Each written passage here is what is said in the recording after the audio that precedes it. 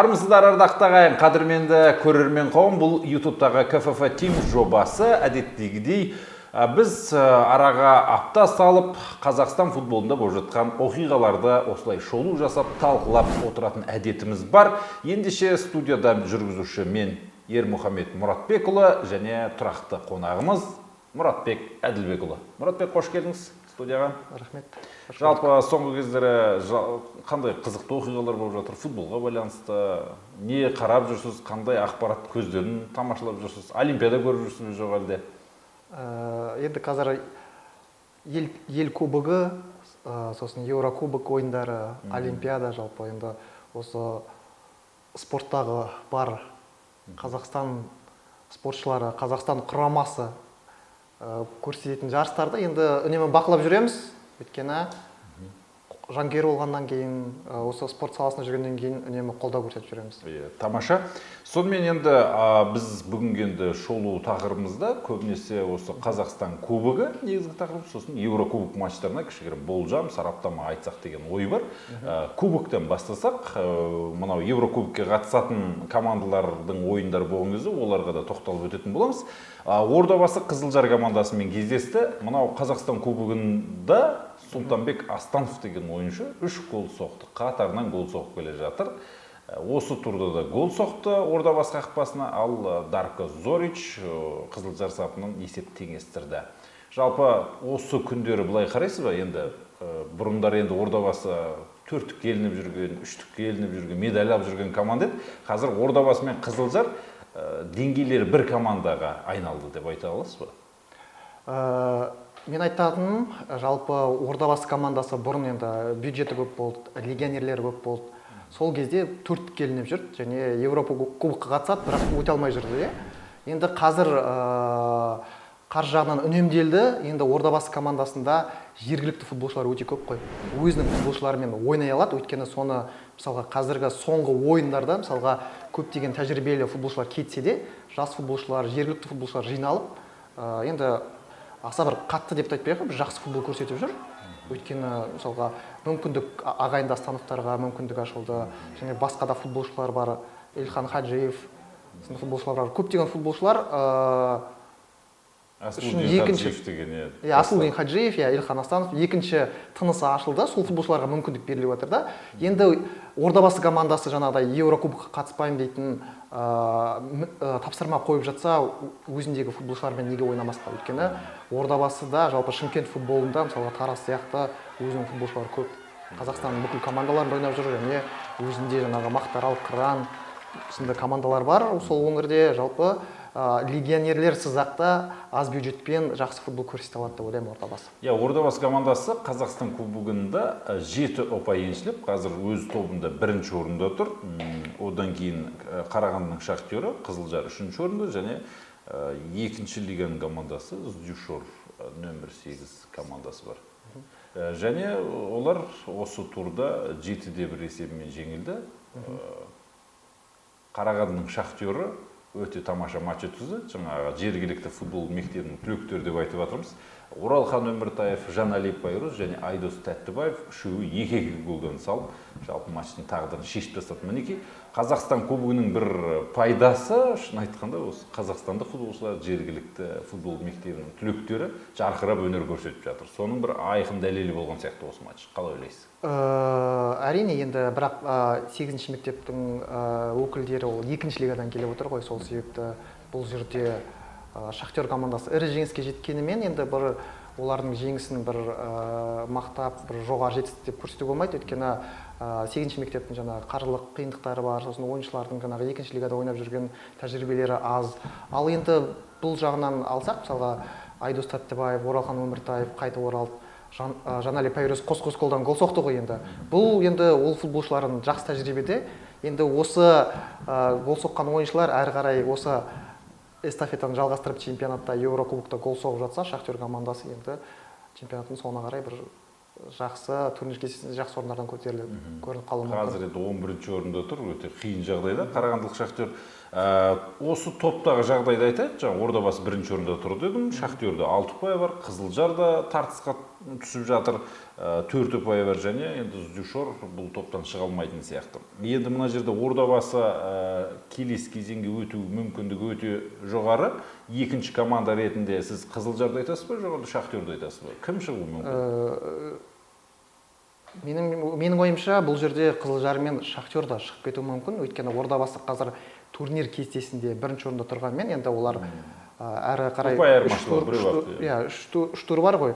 Сол себепті Ордабасы командасына жаңағы жас ойыншыларға тәжірибе жетіспей қалып жатса, Қызылжар мен Шахтер әрі қарай өтеді деп ойлаймын. Ал енді мынау осы ортада айта кетуіміз керек, тағы да бір Б тобы бар ғой. Б тобында Тобыл, Тараз, Мақтаарал, Атырау командалары кездеседі. Тобыл өз алаңында енді жартылай қосалқы құраммен шықты десек те болады, өйткені Серікжан Мұжықов, Йованчич секілді тәжірибелі футболшылар болды енді арагідік Тобылдың сапында. Бірақ соның өзінде бұл команда өз алаңында бірінші лиганың ұжымы Мақтааралдан 3-4 есебімен жеңілді. Мынау енді бір өте қызықты, тартысқа толы бір Қазақстан кубогының сәнін келтірген матч болды. Мақтааралды осы ортада мақтап өтуге болатын шығар бәлкім? Әрине, Мақтаарал мақтауға тұрарлық. Әрине, осы Қазақстан кубогында өте тамаша өнер көрсетіп жүр. Алғашқы турда Атырауды 2-0 ұтып жатып, тең ойнап қайтты. Одан кейін өз алаңында Таразды ұтып тұрып, енді ұтылып қалды, сәл сәттілік жетіспеді. Енді міне сол сәттілік Қостанайда бұйырды. Бұл жерде Тобыл өте нашар ойын көрсетті. Өйткені мұндай қарсыласпен және мұндай ел чемпионына үмітті команда қосалқы құраммен жүріп, бір жақсы ойын көрсетуге болушы еді. Бұл жерде нашар ойын көрсетті. Ал Мақтаарал командасы енді жеңіске жетті, бірақ енді қарымта кездесуде Тобыл жеңіске жететін шығар, бірақ сол ойын, кешегі ойын 3-4 есебімен болған ойын, бұл жерде Мақтааралдың ойыны жақсы болды, алғашқы қарқыны жақсы болды. Жалпы осы бірінші лига командалары арасындағы Мақтаарал енді жалғыз өкіл ол Қазақстан кубогындағы. Бірінші лигада да, кубокта да ойыны бар команда. Мақтаарал жалпы жақсы нәтиже көрсетті. Бір айта кетерім, дәл осындай бір ойын болды. Ақтөбе мен Ақжайық Қазақстан кубогында бірнеше жыл бұрын ойнаған. Ел чемпионаты ма екен, кубоктың ойыны сияқты. Сол кезде Ақтөбе енді дүркіреп тұрған кезде болатын, бүкіл жұлдызды ойыншылар болды.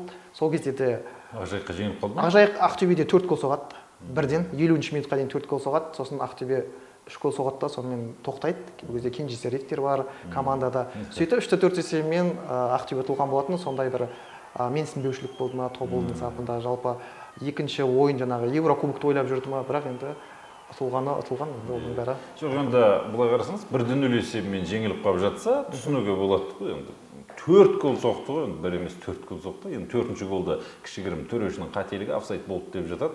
Енді менің ойымша бірінші лиганың командасына жарасымды да, мысалы, төреш санамыз, анада 4 гол соқты, Қазақстан чемпионы болайын деп жатқан команда. Мақұл енді екінші құраммен ойнаса да. Чемпионатта ешкім гол соқпайды ғой, Тобылға 2 голдан артық ешкім соқпайды. Өмірде болмайтын нәтиже еді, жалпы қорғаныс өте мықты. Енді мына тағы да бір матч бар, Тараз командасы сырт алаңда Атырауды жеңді. Жігерлі жеңіс деп айтып жатамыз. Жан Мартинс бұрын Таразда ойнаған, сол бірінші гол соқты Атырау қатарынан. Бірақ кейін 2 гол соғып, Бауыржан Байтананың арқасы енді әлбетте Тараз жеңіске жетті, және осы ойында 3 қана легионер, қалған түгел футболшылар жергілікті футбол мектебінің түлектері болды. Жалпы Тараздың келесі кезеңге өтуіне қалай баға бересіз?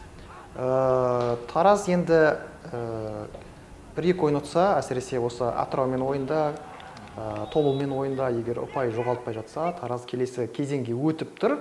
Және Тараздың енді ішкі чемпионаттағы жағдайы маусым басындағыдай емес, сәл төмендеп кетті ғой. Енді осы кубок үшін бір Таразға бір тырысып көруге жақсы бір мүмкіндік, мүмкін финалға дейін жетіп жатар Тараз. Сондай мақсат қойыпты, Вардан Минасянға да айтыпты. Бұл ойында тағы бір айта кететінім, екі армян бапкерінің өзара текетіресі болды ғой. Бұл жердегі сұрақ Атырау мықты емес, немесе Тараз мықты ма деген сияқты емес. Бұл жерде Қазақстан чемпионатындағы екі армян бапкерінің қайсысы мықты деген сауалды осы кешегі ойында Минасян сол мойындатқан шығар. Ал енді бұл жерде айта кетуіміз керек, Тобылдың да Тараздың да ұпайлар саны бірдей, үшінші орында Мақтаарал және Атыраудың да әзірге мүмкіндіктері бар теориялық.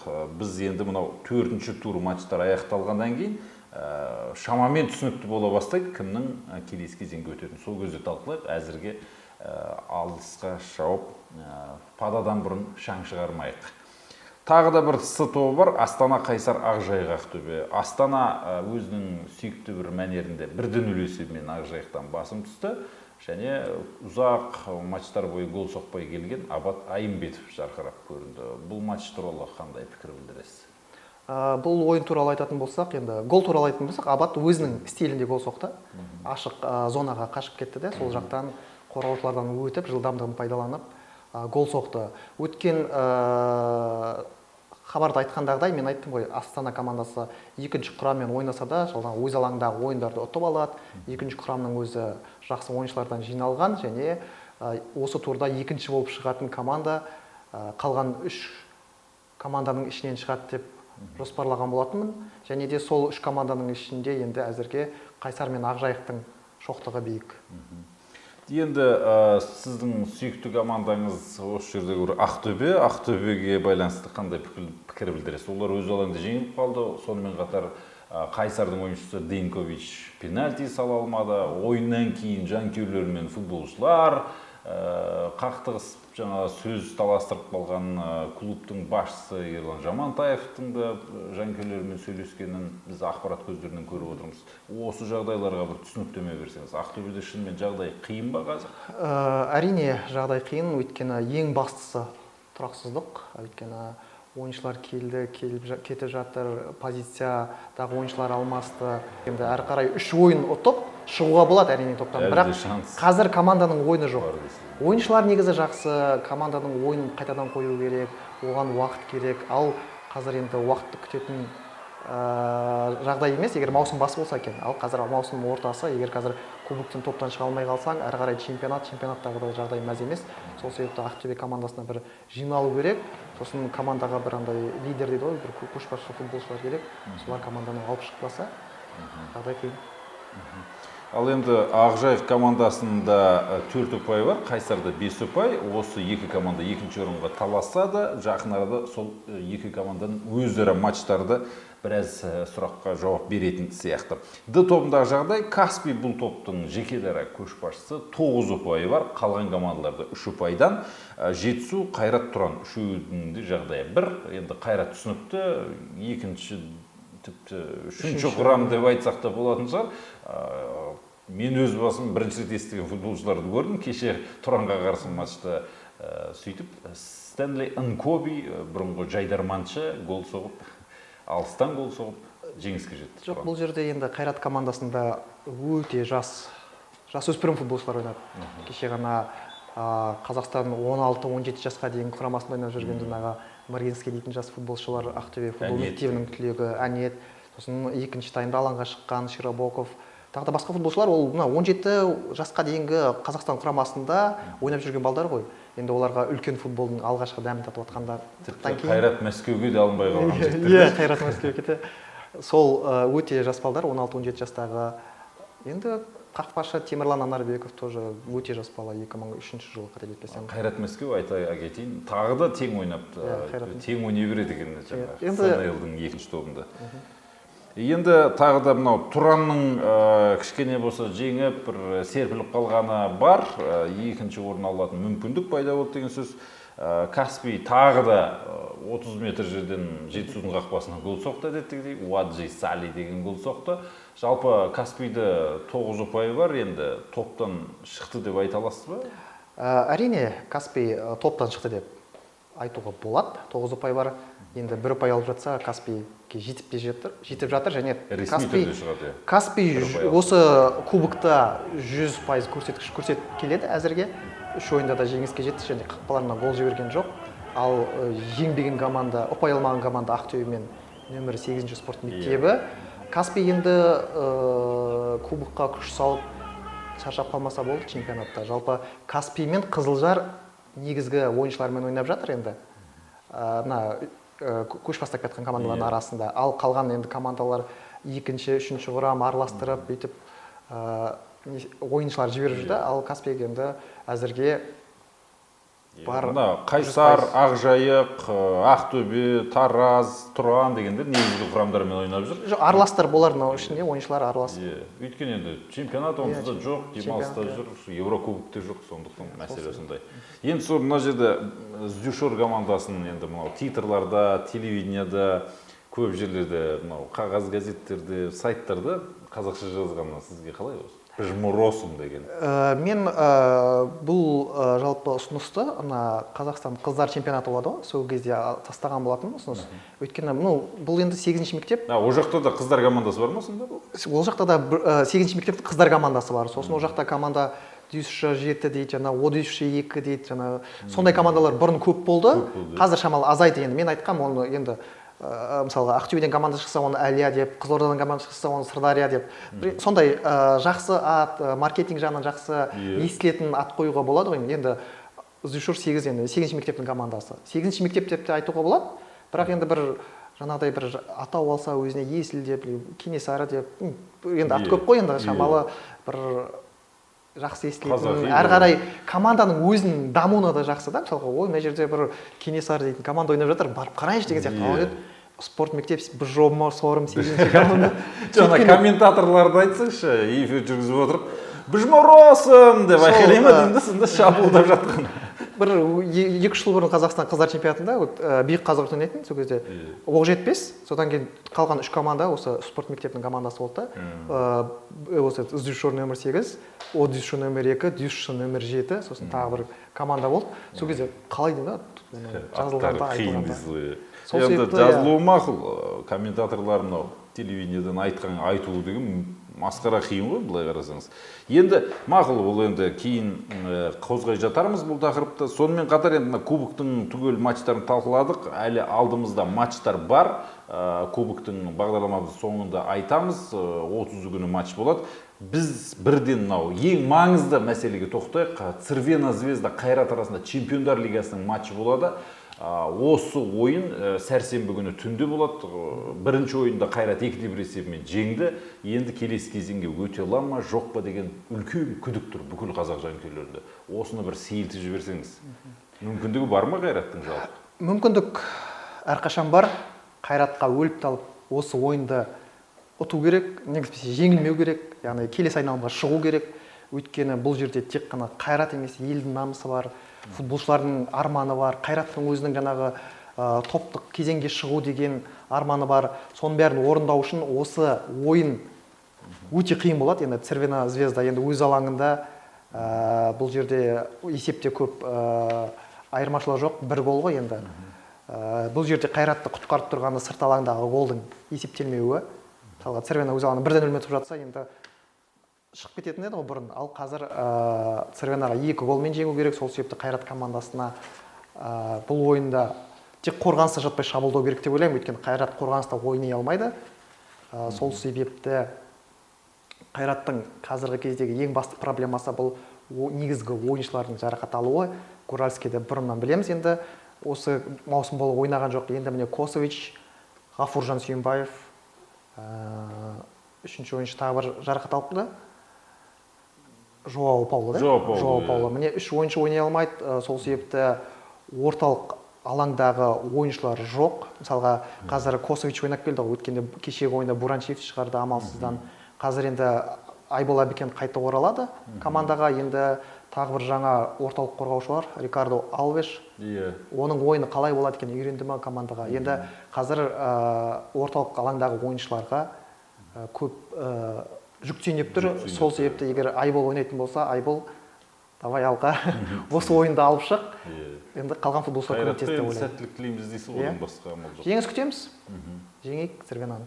Тең ойнаса да жеткілікті жалпы. Келесі кезеңге шықса болды.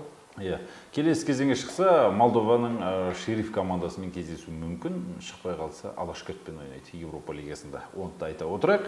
Тағы да бір матч, бұл енді ұзақ бір тоқталатын кездесу емес. Астана өз алаңында Аристі жеңді. Сырт алаңда ойнайды енді. 2-2 айырмашылығы бар. Астана мол тәжірибесі бар команда. Келесі кезеңге шықты ғой. Енді асылға айтпай ақ қояйық. Енді шығады деп ойлаймын. Егер мындай есеппен шықпай қалып жатса, өте ауыр соққы болады. Бірақ енді Астана командасы тәжірибенің арқасында келесі кезеңге өтеді деп ойлаймын. Тәжірибенің арқасында және Тамасовтың арқасында келесі кезеңге өтеді. Тәжірибе Тамасов, Тихонов, дейсіз ғой. Келесі кезеңге өтсе, Астана командасы менің ойымша енді Украинаның Ворскла деген командасымен ойнау керек. Өйткені олар Купсты сырт алаңда жеңіп жатқан, 2-1 есебімен соңғы минуттарда гол жіберіп алыпты. 2-2 болып қалыпты, бірақ келесі кезеңге өтетін сияқты. Астана, Купс, Хик деген сияқты командалармен жақсы ойнайды. Иә, негізі. Сосын тағы бір командамыз бұл енді Қарағандының Шахтері бізді таңғалдырып, жақсы ойын өрнегін көрсетті. Тіпті Айдос Тәттібаевтың Стиауаның қақпасына ойын соңында гол салатын тамаша мүмкіндік болды, қақпашы тосты, басқа да нәрселер болды. Енді ол матч Ереванда Вазген Сарксян атындағы стадионда өтетін болды, өйткені Румынияда коронавирус, бұл мемлекет бір жаққа барып келсе, Қазақстанға барып келсе, яғни өз елінде 10 күн, 15 күн карантинде жатады. Сондықтан басқа бейтарап алаңда ойнау керек болды. Қазақстан футбол федерациясының көмегінің арқасында бұл матч Арменияның республикалық стадионда өтеді. Армения футбол федерациясына да алғыс айтамыз. Көмектесіп осы Шахтердің ойынын ұйымдастырып беріп жатыр. Бұл ойында жаңағы клубтың басшылығы да, футболшылар да, жанкүйерлер де барлығы да тіс қайрап отыр. Мына румындар бізге соңғы күні айтты, әдейі істеді, сырт алаңда ойнасын деп, осындай бір мінез көрсете ала ма Шахтер? Енді Шахтер командасы алғашқы ойынды жақсы ойнады. Екінші ойында Шахтерға керегі мінез.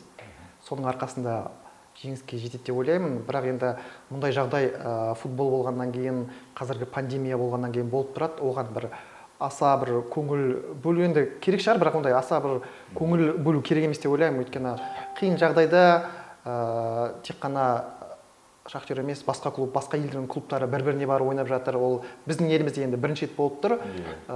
Футбол болған. Манчестерлерде, Лейпцигтерде, Будапештке, Бухарестке барып ойнап жатыр. Сырт алаңда ойнады, басқа стадионда ойнады. Сол себепті бұған басқаша көзқараспен қарау керек. Қатты мән берген жоқпын. Өйткені футзалда көрдіңіз ғой, Израиль ойнай алмай бізге келіп ойнап, 2 ойын. Жалпы енді пандемия болғаннан кейін мұндай жағдайлар болып тұрады. Ал енді ең өкініштісі Шахтер енді өзінің алаңында ойнағысы келді ғой, енді Қарағандыда жанкүйерлер келсін деп. Сол басты өкініш. Енді Шахтер футболшылары жеңіс сыйласын. Бірақ енді қиын болады. Стиауада енді шеберлігі мықты. Шеберлігі. Енді алғашқы ойын оларда маусым енді басталып жатыр, сол себепті алғашқы ойында дұрыс ойын көрсете алмады. Бірақ Университатия Краева деген командамен ойнап жатқан 1-0 есебімен жеңіп жатты. Қосалқы құраммен шықты, олар да демалды. Шахтерден қорқып қалды кішкене, сескеніп. Сосын енді тағы бір соңғы команда, бұл Қостанайдың Тобылы. Өткенде бірінші ойынды мен комментатор болып жүргіздім. Үмітіміз зор болды, бірақ 2-0 есебімен барды да 2002 жылғы, 2001 жылғы хорватиялық футболшылардан жеңіліп қалды. Сонда жанкүйерлердің әлеуметтік желіде жазғанын айта отырайын. Тобылдың құрамында қаншама мықты легионерлер бар, қаншама ұлттық құрамада ойнайтын футболшылар бар. Неге жігерсіз ойнады? Неге Александр Москаленко, Зоран Тошич, Игорь Сергеев деген сияқты ойыншыларды шығармады? Ана Бриджидо қалай күшейтті деп жазып жатыр. Осы мәселеге тоқталсақ, енді 2-0 жеңілді. Мүлде мүмкіндік жоқ деп айта аламыз ба? Әлде үміттің бір сәулесі бір жанып тұр ма әлде? Тобылға өте қиын енді. Тобылы өте алмауы мүмкін.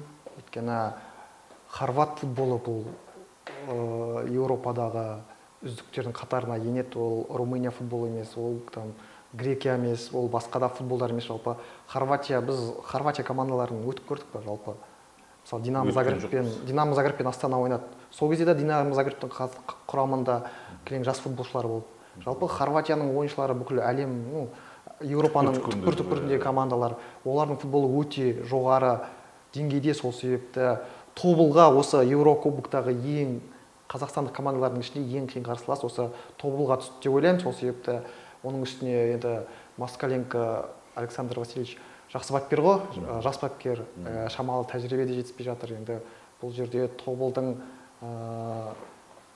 тәжірибелі ойыншылары Нұрғалиев, Серік Жамужеков, Малый, солар бір төбе көрсетіп, бір жақсы ойнап жатса да, егер Хайдукты енді әрі қарай ұтпаса да, жақсы ойынмен, абыроймен істеп жатса, мен көп алғысымды айтар едім.